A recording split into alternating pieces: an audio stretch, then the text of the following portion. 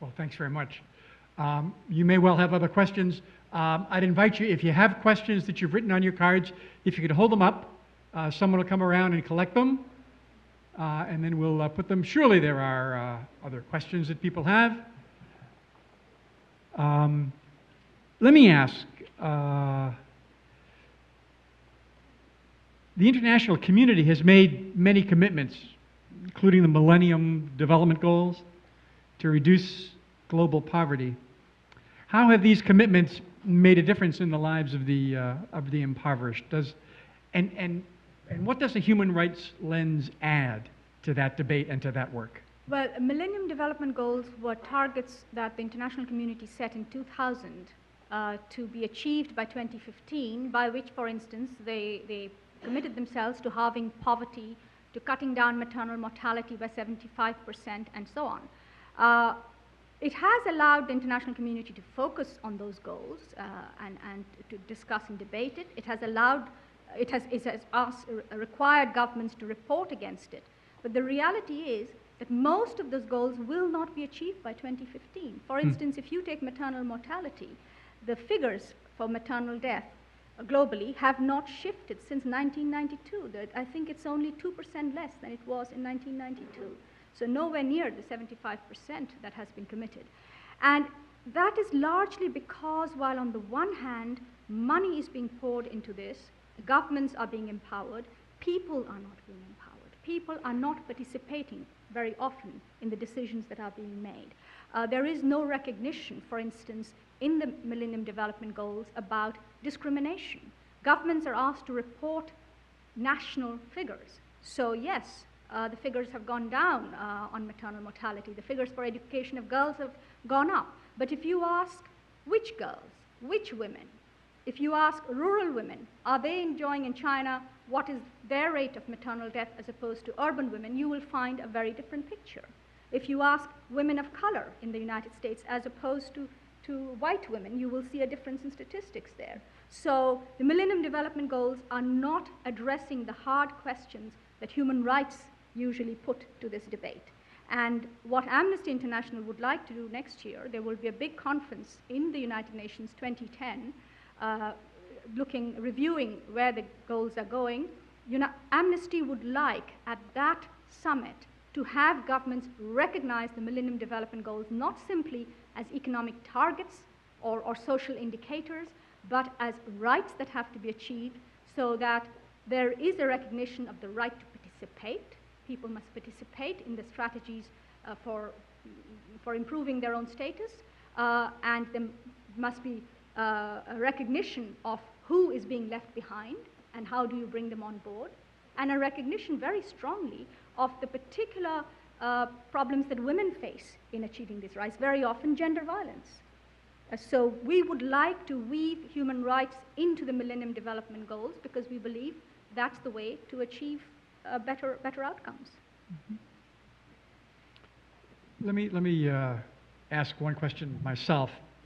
One of the concerns that always comes up when we're having these when we're addressing these kinds of issues is the negativity that's felt.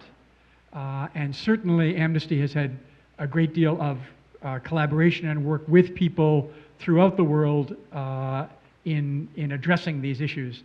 Unfortunately, we don't often hear those stories. So I want to give Irene and Larry a chance to tell us just one or two stories of ways that people are addressing these issues, either internationally or in the United States, because otherwise we have a sense that it's pure negativity and we're the only people who are involved in this. So perhaps a story or two to give us energy and to know that we're not alone in this room on this. Go ahead, Larry. Well, I think that this is the good news. Mm-hmm. That, in fact, this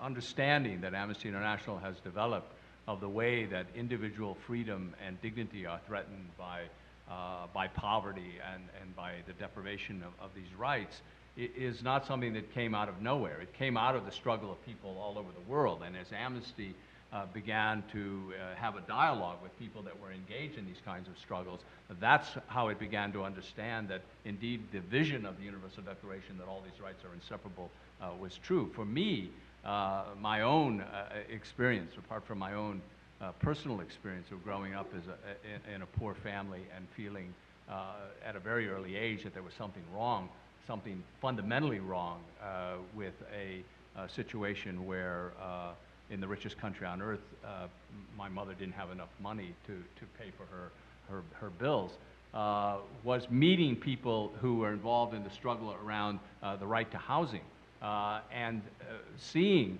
that it was possible using international human rights law for people in countries like the Dominican Republic or in countries in Africa to actually win the fight, to get a security of tenure, and to stand between the bulldozers that were about to eliminate their homes and the ability to go home at night and be with their families in peace. I've seen them win victory after victory after victory after victory, and that made me understand that when people said, oh well, what can human rights add? I had in my head the pictures of people who would have been homeless had it not been for their reliance on their understanding that they had a right to tenure and that they used every available legal and every available campaigning technique in order to win the fight in those countries. Well, let me tell you the story of the mothers of Ciudad Juarez. As you know, Ciudad Juarez is a city in Mexico, just across the border from El Paso, Texas. And in this city in Mexico, maquilas have been built. These are assembly plants in order to take advantage, the tax advantages in Mexico by many US and Canadian companies. And women come from the poorest parts of Mexico to work in these maquilas. This is for them a huge improvement of their life, and many of them are also studying at night school, working during the day, and many of them, hundreds of them, have been killed, have disappeared, murdered brutally, raped on their way back from work or on their way to work on the streets, and bodies have been left lying around in the ditches. Women have struggled for years to get the attention of the authorities, and they have failed. Very few people have been prosecuted. The police didn't take them seriously. In 2003, Amnesty published its first report on the killings of the women of Ciudad Juarez, and I actually went to Mexico at that time to release the report, to meet with the mothers, and to also, of course, address the government. The president of Mexico would meet with us. President Fox met with Amnesty International, but he refused to meet with the mothers of Ciudad Juarez. They were just not important enough for him. Amnesty was important because we were a global human rights organization. The mothers didn't count. Amnesty, we actually went up to Ciudad Juarez, brought the mothers down to Mexico City. We publicized their cases. The mothers also worked with other organizations. We helped them to take their case to the Inter-American Commission on Human Rights.